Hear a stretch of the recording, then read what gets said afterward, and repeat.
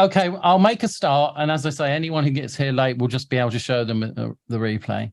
Right. So the idea of today is to look at LinkedIn events and why, in my opinion, they're one of the best ways to get highly qualified leads on LinkedIn today. I'm going to show you how we use LinkedIn events and an automated system, which I've developed, which is consistently generating 2 to 5 high-value leads every week without spending money on paid ads, having to make those horrible cold calls, or DM like it feels like the rest of your life is going to be consisting of sending DM messages to everybody. As a specialist in LinkedIn events, we're looking for the best for our clients. So we've researched what works. So basically, why use the LinkedIn event, how to find people to attend that LinkedIn event, how to set up the event so you get the maximum number of people register for the event, why you might need to follow up from the event or before the event. One of the things we've obviously had happen today is that people have had reminder messages, but some people either haven't had the reminders or didn't know they'd registered. Unfortunately, we had to change the date, which probably hasn't helped. And also how to follow up after the event and what to do after the event other than just sort of like leave it to the next event. Sometimes you need to kind of prompt people. And like in the, for example, today, we may need to send a replay to those people who have registered, and I'll explain why that's a good idea at sometime in the presentation. And also the ultimate aim is to turn people who have shown their hand by coming to an event or registering for an event and turn them into sales because they're our best prospect. We're looking for results because the main reason is that people are absolutely getting fed up of going on discovery calls. And also the fact is that a discovery call, when they get there, often the client, the person or the prospective client they're talking to isn't qualified at all. Even when you're paying a VA to get you people through the door into your discovery call, often you'll find that they're unqualified because the VA is motivated into getting the appointment, but they're not necessarily getting the appointment with enough information for the person to make a valid decision. The frustration that most lead generation brings is a poor connection rate. So it's not targeted. If we just keep blah, blah, bang, bang, bang, bang, bang, bang, bang, and connecting with everybody on Facebook, on LinkedIn, everywhere, it's not targeted. And the problem is it's not targeted for 2 reasons. One is it's not targeted because we can't narrow it down to be someone who might be ready to take action. But more importantly, a lot of certainly if we hire it out, it will be just basically just a numbers game. And that takes a lot of time. It takes a lot of effort. And also the results are pretty low. So you get unqualified, low response rates. So you might spend, once upon a time, I was spending 15, 20 hours a week, literally on unqualified, low response rate appointments. And basically it was 20 hours of my life I just lost. And maybe I turned maybe 1, 2, maybe 3 into a qualified client. And even then, it was hard work because I had to work to sell these people rather than get them to put their hand up to say, well, I need help. And it's time consuming, whether you're doing it or somebody else is doing it.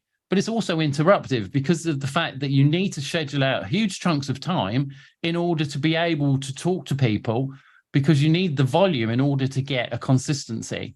And it's inconsistent because unless you're doing huge volumes, you can't be sure that you're going to get enough qualified people to actually talk to.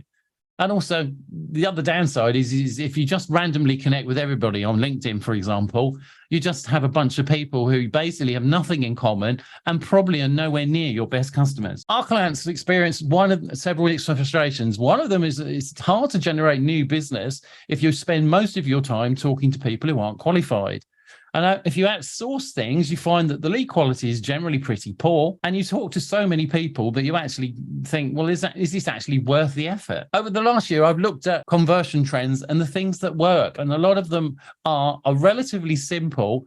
But one of the best I've come across so far is LinkedIn events. And I have to say, I was quite impressed when I was first introduced to LinkedIn events because I realized that if you like, they're working like a webinar, but they're more personal.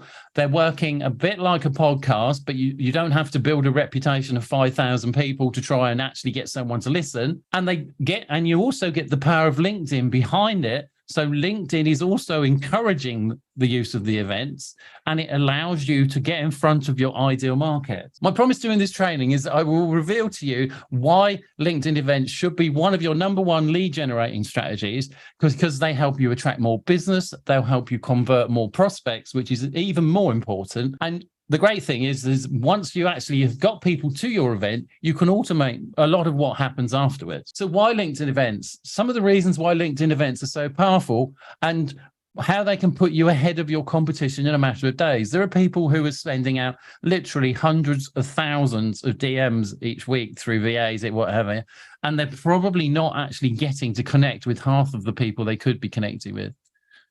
Let me make one quick assumption. This might sound a bit corny, but I'm sure we've all been to an online or an offline event. And probably the biggest reason we went to that event was it's because we had something that we particularly wanted to know. We either wanted to know it because we were going to implement it ourselves, or we wanted to know it because we needed information. Say, like if we went to a motor show, chances are we're looking to buy a new car. You don't tend to just browse around these things. So there's usually some form of intent.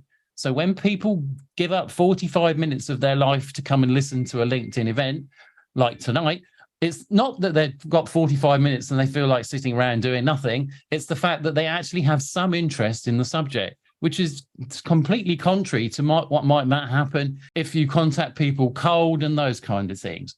So the other thing is you can identify a much closer match to your ideal customer. After all, unless you are interested in the topic, you're not likely to attend a meeting.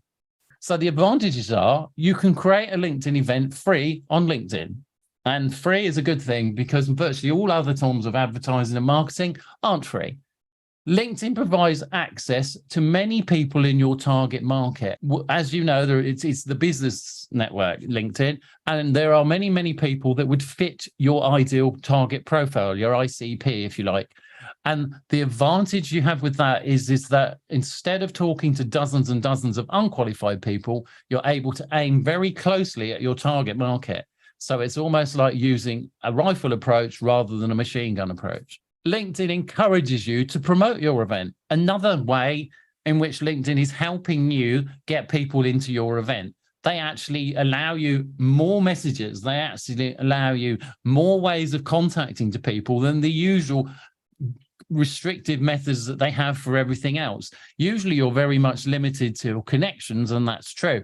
But everything else within the LinkedIn event infrastructure, if you like, allows you to contact many more people than you can in any other way. I contacted about 400 yesterday for another event that I'm doing, and LinkedIn didn't even raise an eyebrow. But if I try and contact 30 connections in one day, then all of a sudden they start getting uppity. The other thing is you can direct your message to your ideal customers. Because you're only talking to people who are potentially customers, you can direct your message so it only addresses your ideal customers. So when you post your social media and everything, you can direct it towards your ideal customers, because your main aim is to get them to your LinkedIn event. And it's not to try and grab an audience of 500 to 1,000 people, of which 90% of them are not even likely ever to become a customer and probably are not even in your target market. People attend events because they're interested to do something now. You don't come to an event well, actually, I might do this in 6 months' time. I might do this in a year's time. It's far more likely, because you're attending an event, that you're actually interested in implementing something now or in the very near future. Something else that I really love about LinkedIn events is you don't have to be pushy. You don't have to be pushy in your emails. You don't have to be pushy in your DMs. You don't have to be pushy anywhere, because basically all you're doing is offer somebody an opportunity to come and see if you can help them. And if they choose to come, they're making that decision on the fact that you're not going to push them. You're not going to try and sell them. You're basically giving yourself the opportunity to showcase what you can do, and they then can make the decision as to whether that's something they want to know more about. There's a simple system to generate leads on demand using the LinkedIn event system. And I'll go through that, or my colleague Sean will go through that at some point in our presentation. LinkedIn allows you to invite many of your connections. LinkedIn gets far less upset when you start inviting connections to a LinkedIn event. Obviously, they're encouraging the ecosystem to work. So you can invite more connections than you can if you're just sending messages to connections. You only need to speak with qualified attendees. If people come and register for your event, even if they don't turn up, because it doesn't necessarily mean they didn't want to turn up, life gets in the way, or basically we just decide, well, actually, I can't be in two places at once and things like that. So, but the fact that they've even registered for your event makes them a good prospect. If they've turned up to your event, it makes them an even better prospect. And some people may actually just reach out to you at the end of the event or a day or two later, or after a couple of events, and want to know more and therefore want to work with you. You can use your content on your event to build your brand. So you can use it on your social media, you can use it in your emails, you can use it everywhere. Just take that content and repurpose it in different ways. You can record your event. If today's event is being recorded on Zoom, but you could also record it in other ways. And that could then become an audio, that can become a video. You can take cuts of that video and add bits of that to your marketing plan. So it becomes it's self-creating more content for your website, for your YouTube channel, for your LinkedIn channel, for everything. You don't need to pay for expensive marketing. Obviously, there's a way of getting people instantly, and that's by paying for advertising. But the downside to that is you don't always get the ability to qualify people very well, and you tend to have to go through quite a long funnel. Whereas when you do a LinkedIn event, part of that funnel is bypassed because of the fact someone's turned up, they are already showing in some form of intent. And one really big one, which I find really important, is that you can demonstrate that you're the obvious expert. When it becomes the obvious expert, you're the expert in your particular topic. It doesn't mean you're the jack of all trades. It makes you the obvious expert to talk to about the subtopic you're talking about. So if somebody's particularly interested in, say, for example, writing a book, and you've got a LinkedIn event about writing a book, well, you already know that the people there are interested in doing something in relation to writing a book. So therefore, you can appear to be the obvious expert to people who are looking for an obvious expert. And the great thing is you can market on all other platforms. You can market the LinkedIn event on your email, so you can send out emails. Would you like to come to my LinkedIn event? You can market on social media, and it doesn't just have to be LinkedIn. You can people who are on Facebook, for example, may well not necessarily want to buy things directly off Facebook, but they probably won't have a problem coming to an event via a social media post or whatever. And indeed, even people you might know that you haven't had the chance to do one-to-one meetings with, or you think they might be interested, you could just pick up the phone and say, do you fancy coming to my LinkedIn event? I'll whiz over the email link to you. 85% of attendees to a LinkedIn event are looking for a solution, which you might be able to offer. Why LinkedIn events are so good is they allow you to speak to more people. You might have heard the expression one to many. Well, a LinkedIn event is a 45-minute presentation, which usually is between 20 and 50 highly qualified attendees. Sometimes you might not get that many people attending, but you will probably have that many people who've registered for the event. So therefore, potentially, even if it was, say, 10, 15, 20 turned up, if you had 40 to 50 register, the chances are you could see if the others wanted to see a replay. And the chances are probably 80 to 90% of them would be quite happy to watch a replay. It's often the timing of the thing rather than the event that they can't make. And the important thing is you get to speak to many people from one meeting. So if you imagine that might be the equivalent of, say, 3-4 discovery calls, but you can talk to perhaps 20, 30, 40, 50 people in a non-threatening way as well. There's no kind of forcing the agenda. You can literally just do what I'm doing and talk about what you can do and how you can do it. On average, you'd expect to get between 2 and 5 qualified appointments, provided you follow up with the people who've registered and those who've attended. Don't always expect everyone to raise their hand. Some people may just literally contact you via a DM or raise their hand, but also give them the opportunity to ask you questions and things like that. Why not just contact them and say, have you got any questions? It's as simple as that. It's non-threatening. Nobody feels forced into a corner, and those people that are genuinely interested will have probably questions. The other method, which is the method that most people are using at the moment, is the 15 to 30-minute discovery call. Often, as I said, they're with unqualified prospects, and you've probably got them from a DM. You might have gotten them from an email. You might have gotten them from social media. You might have even gotten them from posting on adverts and things like that. The downside to that is that all of those methods, you're only ever going to speak to one person, possibly two. But generally, it's a one-to-one meeting. So the maximum number of qualified appointments you are likely to get from one meeting is one appointment. And that still would require you probably to follow up. You'd probably need at least one more, possibly two, maybe even three more meetings, depending on how much information you've managed to glean or they've managed to get from you in that discovery call. Here's a demonstration of an attendance for a LinkedIn event we held a short while ago. It was inviting connections, mainly recent connections, to a LinkedIn event. The significance of the recency is the fact that people who've recently connected with you connected for a reason. So therefore, they're likely to be your warmest potential prospects. It doesn't mean that anyone who's been there 3 years isn't. It just means that people who connected obviously have some more close affinity with you at that point in time. And in this particular example, again, it was with Sean. We had 68 people who registered for the event. I think about 30 turned up in the end, which, to be honest, was pretty good because we only marketed it for 3 days. Today's we've only marketed for 4 days, I believe. But part of the problem is we did have to change the date twice, once because of illness and once because of an unavoidable situation. But the important thing is that every single person who's registered, we are now able to ask them if they'd like to see a replay. And that is essentially the same as if they came to the event, if you like, because often people can't come, not because they don't want to, but just because the timing's bad. So how do you set up a LinkedIn event? The setup is crucial. Otherwise, you won't be able to collect the leads and send out invitations to your connections. Setting up your page. You have to set up your LinkedIn event promotion on your LinkedIn business page. If you set it on your personal page, you won't get people's email addresses.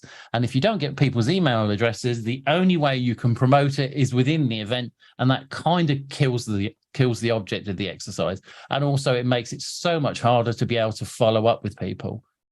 In order to collect the leads, you set up the system on your LinkedIn business page, as I said, and I'll go into that, or Sean will go into that and show you the specific way you set up your LinkedIn business page.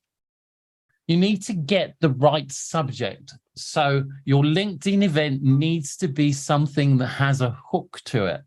By a hook, we mean something that will drag people from their, if you like, they're scrolling through the feed and suddenly there's something that says something a bit different, something that makes you stop. We call it interruption.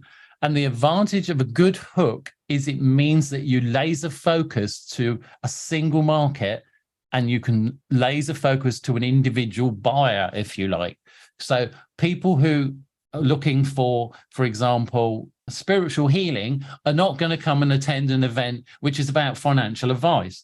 It's more a case of getting the hook correct so people will attend the event and therefore they will take action, or more likely to take action than they would do if the event's not targeted towards them. It's all very well getting 1,000 people to an event, but if 980 of them are not in the target market, essentially you've only actually got 20 people. And reaching out to prospects, I refer to this as the LinkedIn secret sauce. There is a clearly defined method and strategy where you can approach people to get them to come to the event. The next step is to identify your ideal customer, your ICP, your ideal customer profile, and start to make contact with them. LinkedIn gives you the ideal opportunity to identify people who are your ideal customer, and that's probably LinkedIn's biggest secret sauce.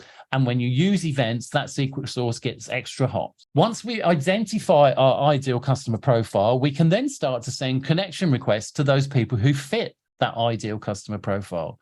We don't want to be connecting with everyone. The downside to connecting with everyone, assuming we've got our kind of obligatory 500 initial connections, is that we're just playing a stack the numbers game. To have 4,381 people, of which 2,700 of them are not in our ideal market, essentially is just a numbers game. But if we had 150, 200 people in our ideal market, that is probably an awful lot more valuable. The big warning is when you start connecting with people to do your LinkedIn event, or just generally connecting with people, you need to not rush this. If you've not been active on LinkedIn, and by active, I mean also generally posting or generally just using LinkedIn and making comments an awful lot, then start to build things very slowly. LinkedIn gets very jumpy if suddenly you go from you've been on it like once every month to suddenly you've got 10 connection requests in 10 minutes. So do things slowly and build consistently. So if you did 5 or 10 the first few couple of days, and then 12, then 14, then 16. I think the rough limit is around about 30 a day. It's a bit hit and miss, and it seems that LinkedIn don't actually have a defined figure. I've found that some days I've done 40 and other days and they've got upset at 15. But usually the warnings is LinkedIn starts to seem to, I don't know if this is a psychological thing, but it appears that LinkedIn takes longer to do things as you get closer to your limits. And eventually they'll start asking you questions like, have you followed this person? Do you know this person? That kind of thing. And that is a good indicator that the chances are that they're about to say you've reached your limit. And it's better to do 3 tranches of 10 than it is 1 tranche of 30. So try and spread it out over a whole day. The first thing you need to do when you do your LinkedIn event is you need to connect with prospects. So you may well all have lots of followers and connections, and followers and connections, I'm not exactly sure of the difference between the two.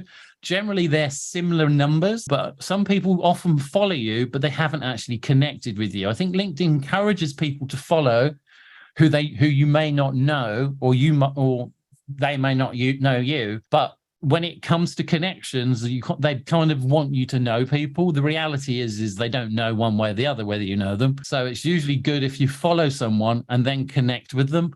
So even if you did the connection and the follow in the same process, that seems to work at the moment. LinkedIn obviously may change things. Generally speaking, I would suggest that you follow people first and then connect with them. Then the idea is to build your audience. So you keep doing this on a consistent basis. As I said, the maximum you can do is 30, I think. So if we assume 30, do 30 every day until you get to the magic number, which is around about 100. So maybe do 20 a day. So around about 100, and it's very vague. It is not 100 exactly. It may be 107 one week. It might be 104 the next week. It might be 93 the week after. So there is no fixed figure as far as LinkedIn's concerned. Nothing very much is fixed with LinkedIn, I don't think. And then ultimately, if you've built in your target market, when you run your LinkedIn event, it gives you the opportunity to market to them and ultimately to sell to them, because you've made a marketplace, if you like, a target audience that is your ideal market. The idea is we manage connections. So we're looking to connect with our ideal clients. There is no point in connecting with someone who will never, ever become a client. So if your market is, for example, book writing, there is no point in contacting with people who are very unlikely to want to write a book. And I think you can probably work out who that might be. There's no hard and fast rules, but it's best guess. Then once you've connected with someone, and this is really, really important, do not pitch them. There is no better way of annoying someone than pitching them your product or service. Basically, what I've been finding has worked really well is using something like a little bit of humor or just a very short sentence. For example, you might find an in comment. So comment about something that's comparable. So I'm, faster than a ferret on casters or something like that. To just give you just that little bit of an edge and maybe create a smile on somebody's face. It's very hard to get annoyed with someone who's connected with you if you make them smile. And once you've made somebody smile, it's much easier to ask them to do something else, which in this case, we want to invite them to our event. The idea is once we've made our no pitch follow-up is we can look to develop rapport. Sometimes that might not be necessary, depending on when they've connected and how they've connected. But the point is usually we want to develop some rapport. Just the fact that they reply to our initial no pitch follow-up is starting to build rapport. We might end up with a few conversations going there.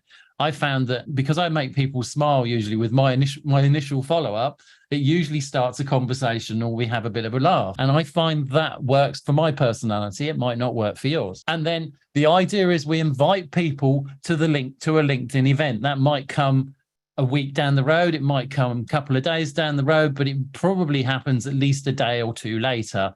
You could do it the same day, but I would suggest that probably if you made your initial pitch, your initial follow-up, and you maybe built a little bit of rapport, it might be an awful lot easier to invite someone to a LinkedIn event, especially if you're doing the, say, fortnightly, to invite them, say, 7 to 10 days out from your event. It gives them a chance to have a look in their diary and sort things out, but equally, it would probably improve your attendance rate. Now, this might come as a bit of a strange shock, but 100% of your clients need to know you, like you, and trust you before doing business. If you think about it, nobody has ever done business with you, probably, apart from maybe a few exceptions if you sell a low-end product or a physical product, before they either know you, like you, and trust you. And generally speaking, it's all three. So they either know you through somebody else, they like you because they either like what you say, or they have seen you on a video, and they trust you because someone's either recommended you or they just feel comfy with you. So I keep reiterating this, but I'll do this again. Don't pitch at your LinkedIn event either, because it's not there to be a sales channel. If you want to run a webinar, that can be a sales channel. Your LinkedIn event is a showcase channel. So the idea is it allows you to showcase your skills. It allows you to provide a solution to your potential clients. So if you demonstrate that you can show them something they would like to know, which they've already put their hand up by joining your LinkedIn event, that they're interested in what you can tell them, then even if they don't hire you, as long as they can get something from that LinkedIn event, one, they'll feel quite warm and cuddly towards you, but more importantly, they won't feel that they've given them a big hard sales pitch and tell everyone, don't go to their LinkedIn events because it's all just a big sales pitch. I know most of us are in the marketing world, and if anyone has ever been to a marketing event where it was free, the chances are it was basically a sales pitch, a sales pitch, a sales pitch, a sales pitch, and then another sales pitch. And by the time you've had a couple of those events, you start thinking, well, actually, I'd rather go and pay to a paid event because at least I know what I'm going to pay for. There are two types of people that register for an event.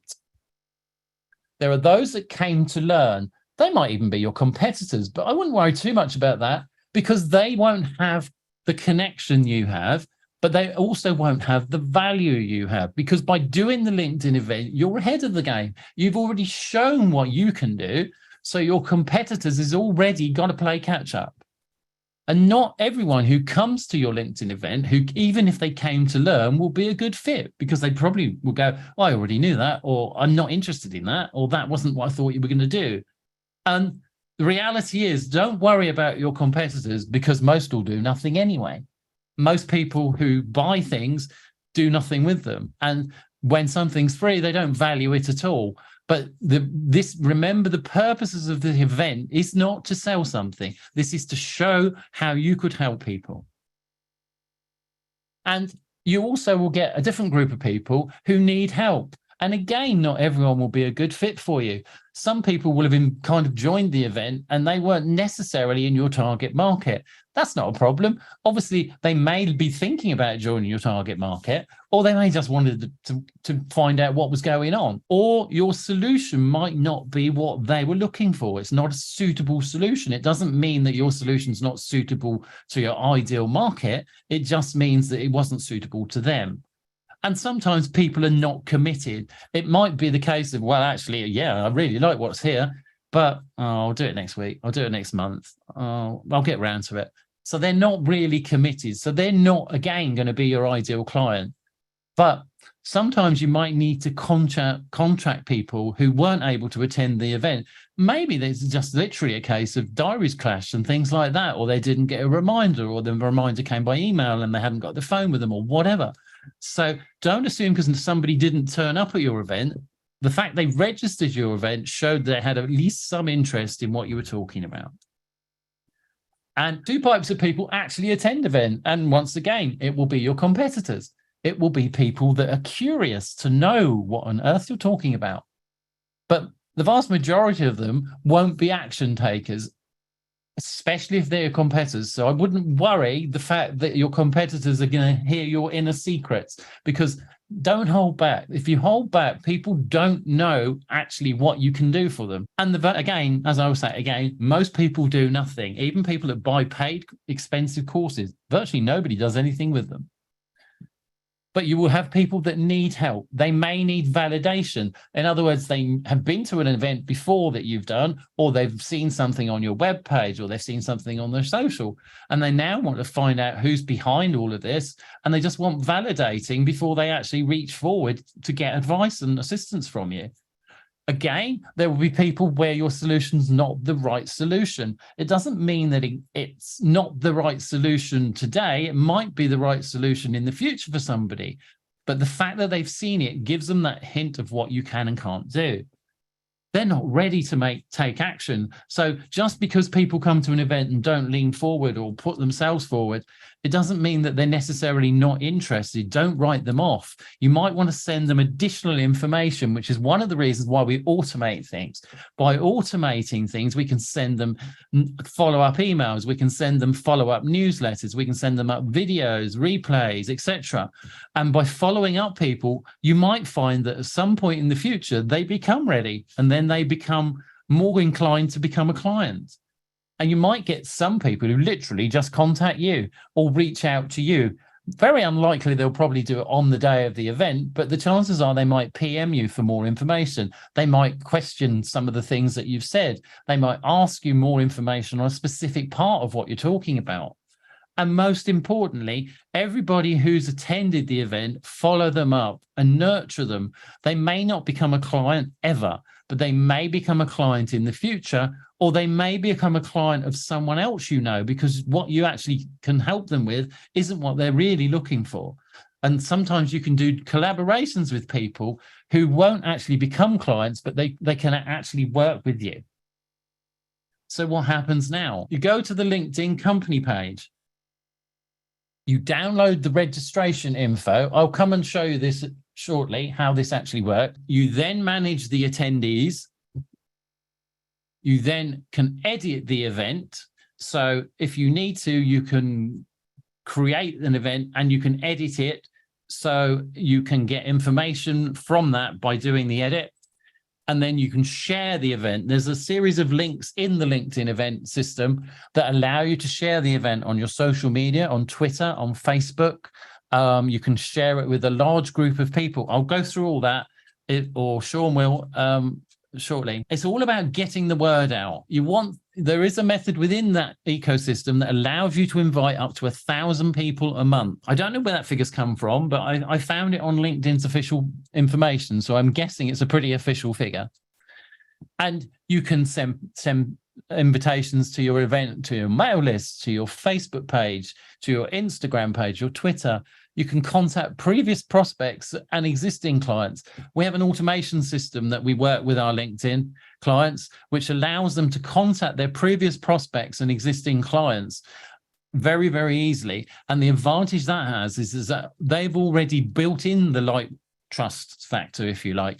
So if we invite them to an event, we may just find that they're our best customer. The other thing that's really important when you do LinkedIn events is to be consistent and recent all the time. One of the great ways which you can build massively with LinkedIn events is to start with solo events, and you can either do them weekly or fortnightly. I'm finding that weekly is perhaps a little bit too quick, and probably the best way to do it is actually to do a fortnightly event and then maybe do a guest event on the alternate fortnight with several other people. And the advantage that has is it gives you the opportunity to, one, share audiences, but equally importantly, it will also allow you to demonstrate to a different group of people how you can possibly help them. So look for people who you can collaborate with, where there's an opportunity to work together. And then for some people, if you want to go big, you can then do a monthly event where perhaps you build people who've been to your weekly or your fortnightly events and invite them to something the monthly. So which that is a bit different. So maybe you would have guests that talk about several different topics. It's a bit like having the situation where you've got, if you went to an exhibition or something, there's different stands. So therefore everyone still wants something from the event. It's probably more a case of a building process rather than actually kind of expecting to get as much business directly from it. But it builds your credibility and it allows you to have more social proof. This allows you to create a steady lead flow, because if you run this event system, essentially you'll be having a steady lead flow of high quality leads on an ongoing basis. It's an easy way to build subscribers. Every single person who registers for the LinkedIn event, we get their email address. So we're able to build an email subscriber list. If we were to incentivize them, the chances are we could also send them something and they would be happy, on most people would be, to give us their mobile numbers so we could contact them for reminders and things like that. It allows us to email and text and follow up and nurture people.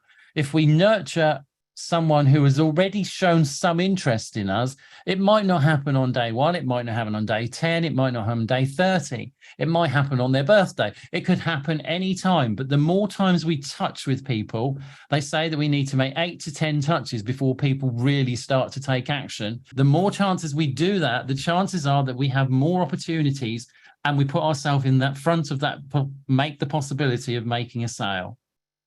And then, of course, if we do these larger events, we can collaborate and also share the leads. So therefore, they don't just become a lead for us, they become a lead for other colleagues, maybe our affiliate partners, our collaborators. Basically, there's so many other possibilities if we have more people involved. And I will leave it to Sean to demonstrate to you a couple of the ways that we attract the customers into the LinkedIn event, if that's okay, Sean. Okay, awesome. I finally discovered the secret to productivity and cloning yourself. Just schedule 2 meetings for the same time, and you'll be able to clone yourself and be in 2 places at one time. So it's fun to be here. It's fun to see who's here, and of course, I know you got an amazing training from Graham today already. I was just watching those last couple of slides and what you were training, and I was just thinking about everything else that you would have gone through, and I'm thinking, my goodness, you completed it. There's nothing left for me. So it's just really brilliant. What a great kind of step by step. Look, this is what to do. The market is just wide open, Anybody can start from scratch. So, Graham, what am I doing next? What am I teaching on or showing? You tell me, and I'm at your command. You're going to show them how we get the leads into the event and also how they set the event up. Is that okay? Good? Okay, yeah, that's cool. All right, cool. So, so you guys want to just see me make an event? You want me to just make an event right now? Is that what I'm hearing? Is that what you're looking for, Graham? Yeah, please. I feel like Houdini. You're recording. All right, cool. All right, cool. Let me open a new. I didn't know what I was doing today. I can't believe what I'm going to do. All right, cool. So we're going to do off. What do we want to title this? We're not sharing. Have I not allowed you? Can you see my? Oh, you can't see the screen. All right, hold on. Share screen. You'll have to make it so I can share it, Graham, sir. All participants. There we go. I think that should have done it. All right, let me hit share screen again. Yep. Okay, cool. So screen share, so everybody knows what this is. I'll pull up my profile so we know where we're at, right? So homepage of LinkedIn. So key number 1, if you don't get anything out of today's training except everything Graham taught you already, is if you create an event in your profile. So I was just in my profile. You cannot collect leads. Okay, which means you can fill your event, but you don't get any of the lead information, right? So because of the fact that we're building a business, we want to make sure that everything that we do, we're able to capture the leads and bring them into our world, whatever our world looks like, whether that's Zoom, it's HubSpot, it's Infusionsoft, it's autoresponder, it's port them over to Facebook, right? But we always want to move people from wherever they're at to have a bigger place of audience with us for many, many different reasons. The way to do that is with a business page. Right now, sometimes folks will come to me and they'll say, well, Sean, I don't use my business page. I have 5,000 followers, but my business page is dead. Well, look at my business page. I set my business page up like 12 years ago when I wrote my book, only because I thought I should have a business page, but I've done absolutely nothing with it. It only has 45 followers. When we started this project 4 months ago, it may have only had 12. All right. So I've built everything I've done with events in the last few months. I've done it with a business page that I've done absolutely nothing with. So that doesn't hurt you at all, right? Here's what we do is we click the add event. We're going to upload a cover image.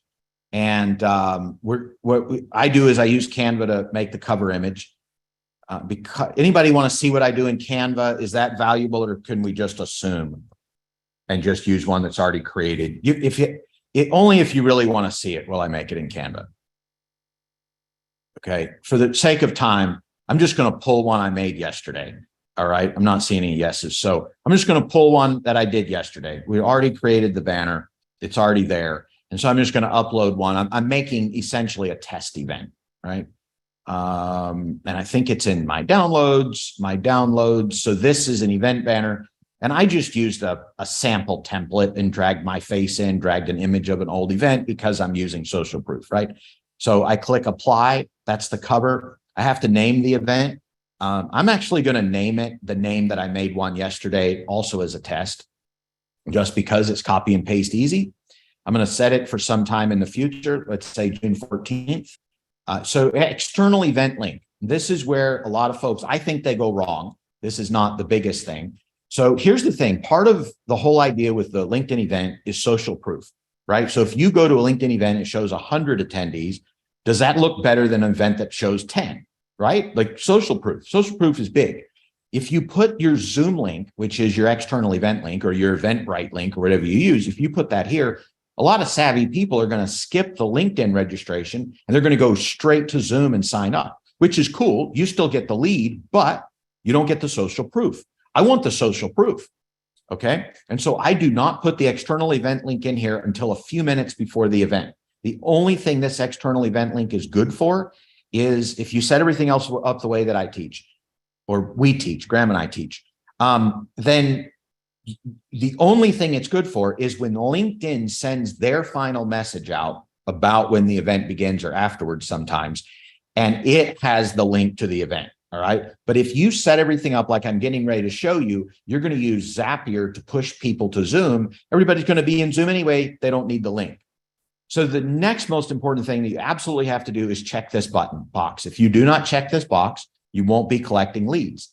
Okay, so you must check this box to use a LinkedIn registration form, right? And so this is going to require a privacy policy. For here, I'm just going to copy and paste what's here. Now, if you look at Graham, when he created this event, he created really a beautiful, like 10-line description, which was beautiful. And then I'm going to add myself as a speaker. And let's say I was also adding Graham as a speaker. For some reason, I must have to reset my cookies or something. This speaker thing's not working for me the last few days, but I'm just assuming it's some silly cookie thing. So we'll just put my name in there and that's it. All right, when I click next,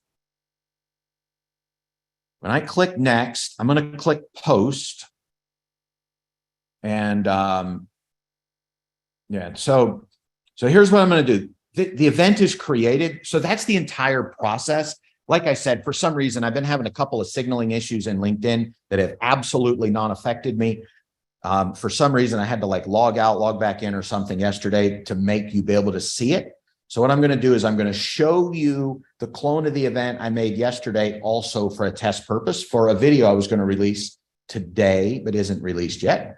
So I'm going to go in and show it to you. So again, this is a show and tell. We're not doing actual work here, although this is the actual work, right? Okay, So let me go to my events and I'll show you what this would look like if they'd let me push that pesky little button. And who knows, we might have done too much messaging today. I do an awful lot. I broke another account today. So hopefully I didn't break this account. All right, so here we go. So this is the event, except it's not the exact same push that I did. Okay, but this is it. This is the creation. So that's it. That's the event creation. Any questions, if I may, any questions on what I just did to create this event? Graham, I'm not even sure if you were doing Q&A or not, so I'm going to just hijack things, but I'm not seeing any questions anyhow. So, and what was the second thing I was responsible to do here, Graham? You kind of probably done it there, really, I guess, because you've shown. Yes. 60-minute presentation in 3 minutes. Maybe just quickly show them how we would get people to the event. Oh, how we would get people to the event. Okay, so what we'll do is we'll use this event, which is the same event as I just set up, except I created it yesterday, not today. All right, so we're going to do like hyper travel, speed travel, whatever you want to call it. So there's two ways we can do it. Here's what I really want to do. I'm going to stop the share for a split second. And actually, I don't need to stop the share. I'm going to use a Google Doc to do this. And so therefore, I'm going to use, oops, that shouldn't show. I'm going to use a Google Doc. This will be a disposable Google Doc. So take a snapshot of it. This is a disposable Google Doc. I'm just going to make up an invite script from scratch. Okay. So let's say my prospect's name is John. John,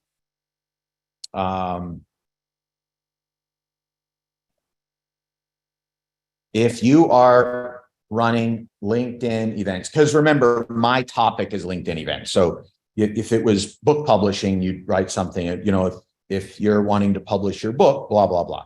This is going to be real time for what I just did. If you're running LinkedIn events, this possibly might be of interest. Now, I often do a negative takeaway on this. So sometimes I will do on the off chance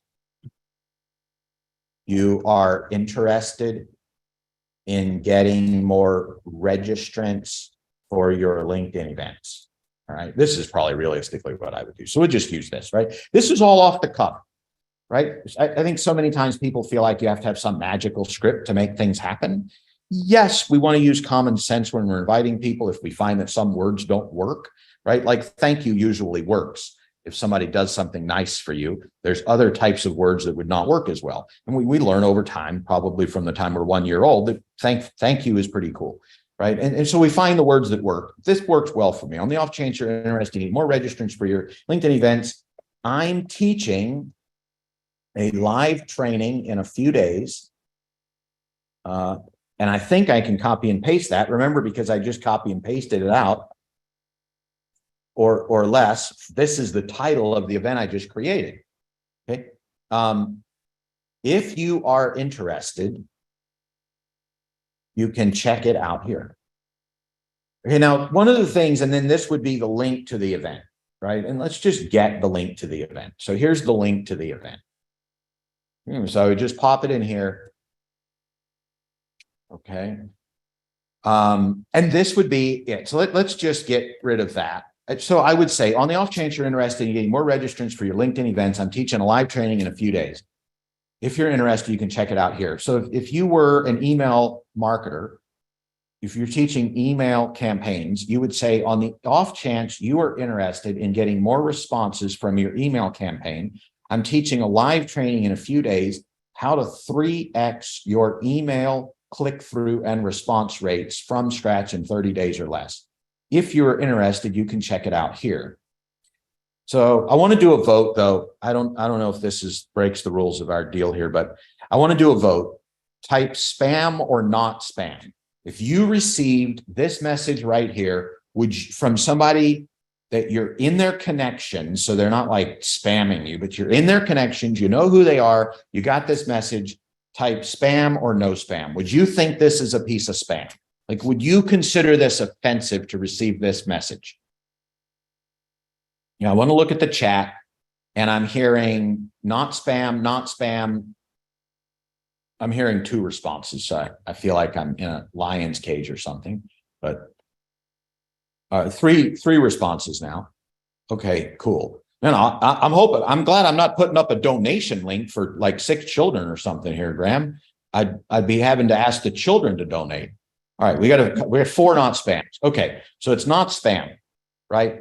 One of the things we have to be really careful of anywhere, it's not just LinkedIn, it's Facebook. It's when you ask your partner, your husband or your wife to go to the movies. I mean, you got to make sure that it's not spam, right? It doesn't look like what everybody else is doing, right? What's interesting about this is it flies under the radar. It's so actually direct, and it's real. I probably get 1 out of 200 complaints on this. Now, I've done spammy stuff before where I got 1 out of 10 or 1 out of 15 response. I didn't think it was spammy, but they did. This gets like 1 out of 200 gripers. And usually I'm just like, look, if you're griping at this, you don't belong in my world. And many times I just take them out of my connections, because if you're going to gripe at this, you don't belong in my world. This is what I teach. Okay. So this works really well. So with recent connections, I get about a 10 to 15% registration rate with this. So what I do is I want to do this only live because we're recording. I want to do this only live to those of you that are here. So I will message you. If you would like me to see me promote my event on this right here, the way I would, pop your profile into the chat. I'll pull your profile up and I will message you as if I was messaging everybody, right? Because we do about 200 outbound messages every day. Now, most LinkedIn accounts cannot handle 200 outbound messages a day. We run a real clean account that hardly gets any complaints. And I started with 10 and then 15 and then 20, and I babied it. And I actually got flagged a couple of times and I babied it some more. We maintain very good reputation with LinkedIn. If you'll do that over a couple of months, you can get to that level too. So does anybody want me to demonstrate this message? Okay. Here's what I would do. I'm not going to demonstrate it then because I don't have any guinea pigs. I would just literally copy and paste this. Let's imagine that this is a message in LinkedIn. I would just open my messenger in LinkedIn and I would say, who's somebody here? Mark, paste. And when I copy and paste it, it formats better. Well, that's actually decent formatting because I didn't realize you could see all that. So there you are. So just paste. It looks like some of you are saying, yes, please do it, but I need your permission. And so paste your actual LinkedIn profile in the chat, and I will consider that permission to share your information, because your information is going to get shared on the screen because we're recording. It's just the way it is. Okay. That's why I don't want to do it live in my account, because it would be a violation of privacy. Okay. So this is what it's going to look like. And this is it. It's just this easy. It's copy and paste. Okay, cool. So Roxy sent me her profile. So I'm going to open up Roxy's profile. I'm going to have to switch accounts, and I'll open this because that just opened up in Safari. I have a different account open in Safari. Oh, snap. I don't want to see that here. I really didn't want to see that here. Okay, so now we're going to come here and no. Okay. All right. So how many of you see something like that and you're like, I just made a really bad boo-boo. I mixed up 2 browsers. But it looks like they just forgave me. Okay. All right, cool. So they forgave me. So what's the number one reason that we should be getting people's emails as soon as we get to know them? The number one reason is because we want to be able to communicate with them forever and ever and ever, right? For those of you that follow me, I was talking to somebody the other day.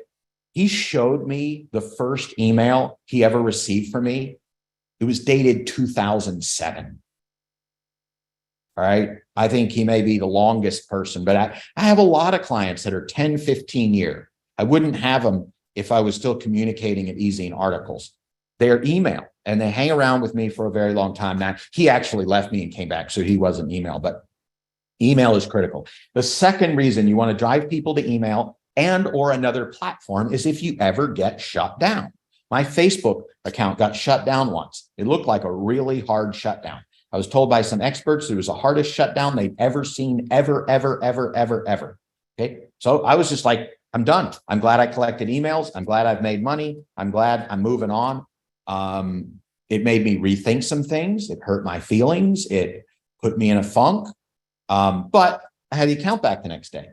But if I didn't get the account back, I would not have retained the asset without the email. So it's critical we get emails, right? And that's why using this LinkedIn registration form is so important. So now, Roxy, I'm going to message you, and this is what this would look like.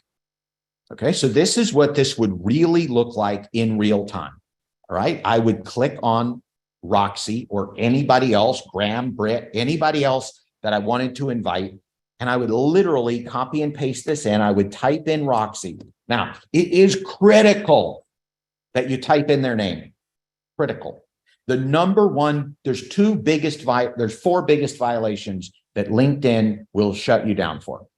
The first one is using automation. Well, that's the second one, is using automation software. Okay. And if they never catch you, so sometimes people are like, well, they never caught me. Start doing some volume and they probably will. Okay. That's the second reason. The first reason is impersonating someone else. So it's against the terms of service to have two accounts of your own, or to impersonate someone else, all those kinds of things. That's against their terms of service. All right. The third thing is using automated like behavior, which means copy and pasting all day long. Right. And so if I just copy and paste this in here, and that's the LinkedIn link. So I have to go back to where if I don't copy and paste, if I just copy and paste these words to 100 people, I am probably going to get flagged. Why? Because it's going to look like automated bot spam. Okay. The other thing that, just notice what I did. I pasted this in. I click send. Now, how many of you feel like you're kind of smart? Just own up to it. Raise your hand. You're smart, right? You're smart.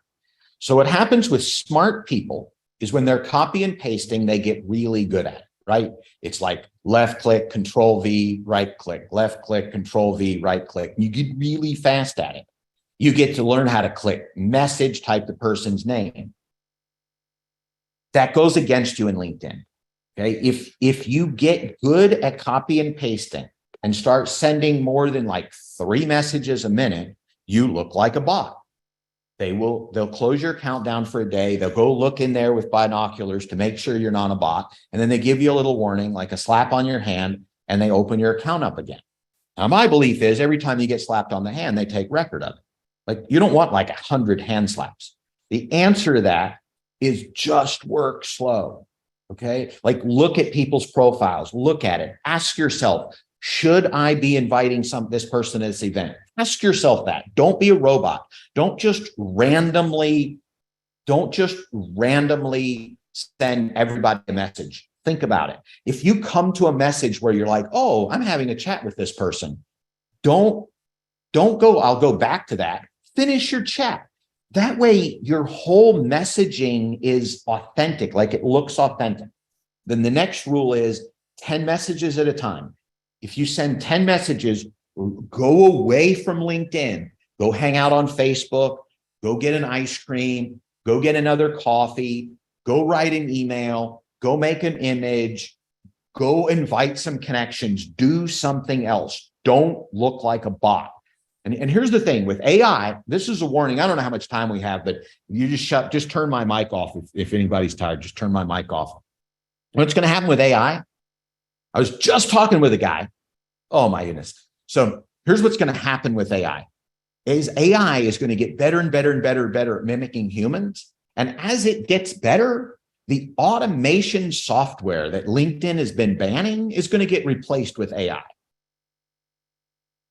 And at first, they're going to get away with it. But eventually, the AI is going to get better and better and better. And you have to be better than the AI. This is the bottom line. All right. So anyway, walk away. That's it. This is the message. This is the message I just sent Roxy. For every 10 of these that I send out, I generally get a registration. Okay. So I want to give you one more thing, and then I think I've shown you, and I just do that 100 times. All right. 10 in a sitting and leave, 10 in a sitting and leave. That's the key way to invite people. I'm going to show you another way. I wish I didn't have to show you, but I don't want anybody saying I held anything back. That's where I get almost all my registrations. I'm getting ready to show you the lazy man's way. You won't get many registrations, but the lazy man's way is to go right here and you can click on these people and it will invite them to your event. Okay. The problem is most people never see those because those things come into my network and I keep my network clean because of the fact I'm in this business. But a lot of people have like 200 invitations here. They never see your invitation. All right. So if you're going to try to run your business, like if you invite, you get a limit of about 1,000 per event in LinkedIn. If you try to run your events by using the invite tab, you will have like 20 people registered. If you want to do what I did the other day and have 192 registrants, you got to send out the personal messages. Okay. That's the bottom line. Did that show everything, Graham? Is that good? Magic. Okay, awesome. Okay, cool. I feel like you know, when you go to the circus, they have the monkey and he like sits on sits on something and he does tricks. And then at the end, they give him peanuts or something. I feel like I'm waiting for my peanut. I did my tricks and I'm waiting for my peanut. All right, over to you, Graham. I'll stop the share. Just gave you the applause, Sean. All right, over to you. Okay. Thank you, Sean, for that. Has anyone got any questions? Obviously, we've gone a bit over time, but anyone got any questions? Have a quick look here.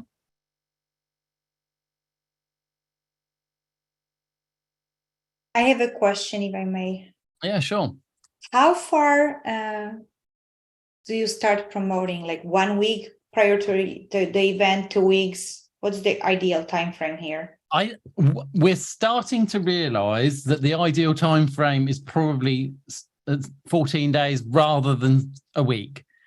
The thing is for the week you will probably get fewer attendees, but obviously if you do it every week, eventually you'll be renowned for the fact you do a weekly event. But you probably only get maybe 20, 30, maybe 50 initially. It might grow over time. Whereas a fortnight, you've got like 10, 12 days of working days to try and promote. So generally speaking, if you do it too far out, if you did like a month, people will have forgotten that they signed up at the beginning of the month.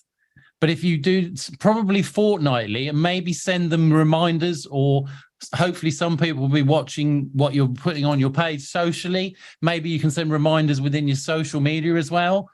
Then the chances are your attendance will go up once a fortnight. I've tried once a week. I'm now going to give once a fortnight a go, but I'll also probably do another event once a week to a different marketplace kind of thing, just to see which is working better. But it really is a case of, it may vary from your target market as well, depending on how active they are on LinkedIn. If they're only on LinkedIn sort of once a week, chances are you probably need to do it once a fortnight, once a month. But if they're there every day, some of the people I see on LinkedIn who are in my target market are probably on it like 8 hours a day, near enough. So the chances of them coming and seeing something is so much greater.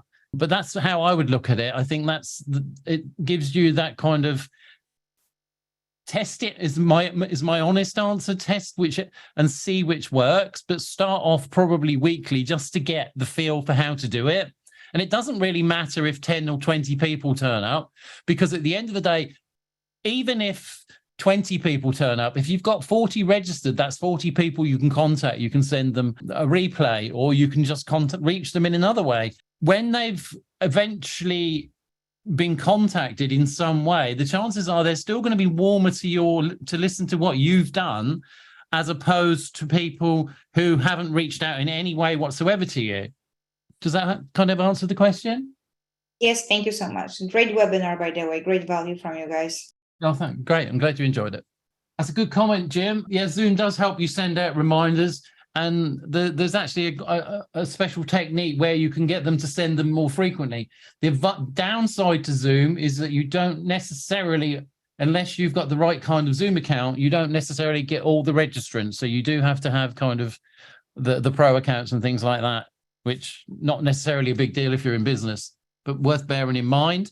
And also, you do not perhaps get quite the same juice from LinkedIn if LinkedIn isn't involved as much in the process. I don't know if that's true. I'm just assuming that because that's how it is with Facebook. If as soon as you start trying to get people out of the ecosystem that's making the money from it, in this case LinkedIn, they kind of look at it as a kind of like, well, Anon, we want you in our system.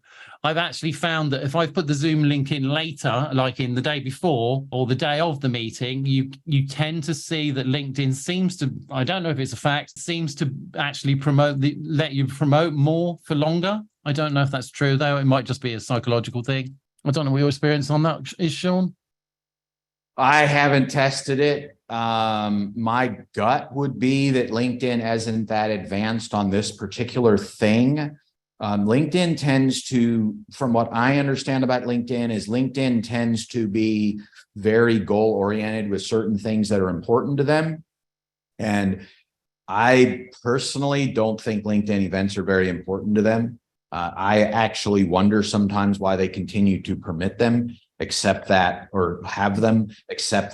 they do create a level of engagement, right? I think it's an amazing tool for us. It's better than a webinar system. There's so many good reasons to be able to use LinkedIn events. So is there a possibility that there's some kind of algorithmic thing if you're holding it on LinkedIn or not? Certainly there is. I haven't certainly tested it, Graham. You may be way ahead of me on that particular thing. The truth of the matter is, I'll tell you folks, I don't contradict anything you said earlier, Graham, but here's the thing. This is a fluid business. There's no one right way. Anybody comes to you and says, look, these are the 39 steps. And if you break rule number 37, you'll go out of business.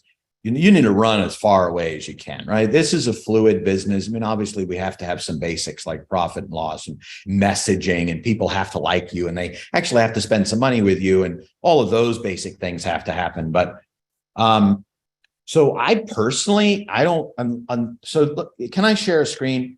And I know I'm breaking all the rules of a 1 hour event. Okay. But I'm going to do this. I better bow out or Graham's going to be in big trouble. Let me go back to LinkedIn. I'm just going to do a search for, let's say, oh man, all these messages. I walk away and I feel like I have 15, 20 messages. Okay. So let's say I'm going to do a search for leadership. Okay. So I do a search for leadership. And of course, where most people go is people, right? Most people go to people. And that's where they start. Hardly anybody goes to any of these other places unless you're looking for a job, right? Well, so how many people are actually looking for an event?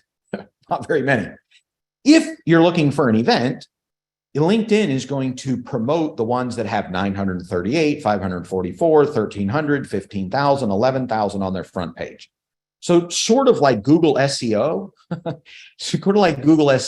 if you're not on the front page, who cares, right? Like if you're not on the front page, who cares? And that's why I've never chased SEO rankings. Okay. Because unless I'm going to go all out and be number one, who cares? Right. So the truth of the matter is there's 2,200 results. That means there's 220 pages of events. And if you go down to page 5, at page 5, these are 96, 83, 75. That's about where my events hang. So that means my events hang somewhere between page 5 and page 220. Is anybody looking at page 5? No. And so here's the thing, to say, well, I'm going to try to optimize the LinkedIn profile, the LinkedIn algorithm, so they'll promote me more. Here's what they're telling us is that they'll promote you more primarily if you have 938 attendees. Right now, this guy right here with 49, he must really be doing things right. And, but I don't see anything that would indicate to me that he's actually holding this on LinkedIn. I don't see anything here, and maybe the reason that it's there is because he's gotten a lot of likes, and most events don't seem to get a lot of likes. So he's doing some things to kind of beat the algorithm. All of this to say, I think that you probably can't get on the first page at least in the first few months anyway. So why try to win that battle? I personally believe, how many of you have gone to a LinkedIn event that's hosted on LinkedIn before? Tell me what kind of experience it was. Type it into the chat. Was it an amazing experience? Was it better than what we're doing right here or not? And I don't know what the answer is. I mean, I know what my own belief is, but I don't know what you guys are going to tell me. All right. So Britt says prefer Zoom. Anybody else want to make a, Jim says, meh, this is better. Okay, and so what I'm hearing with 3 people is this is better. I like to do better. I don't want to play a game. I want to do better. And so therefore, I personally use Zoom because it's better for me. It's better for me. I have control better. I don't have to have 2 screens. I don't have to worry about restream and getting all the connections right. All right, over to you. That's my answer, my long-winded answer to your question. We better wrap up, Graham. They're going to call the overtime police on us. Okay. Thank you everyone for coming today. If you have any questions, you can DM me, you should have my information, or Sean. And if anyone wants to come to another event, if you let us know, then we can invite you to another one, and we'd look forward to seeing you. And every time we hope to deliver a new bit of value. Thank you everyone for attending. Thank you. Thank you very much. I had fun today as the monkey on the striped barrel, and I'm looking for my peanuts. Send me a peanut and I'll be a happy camper.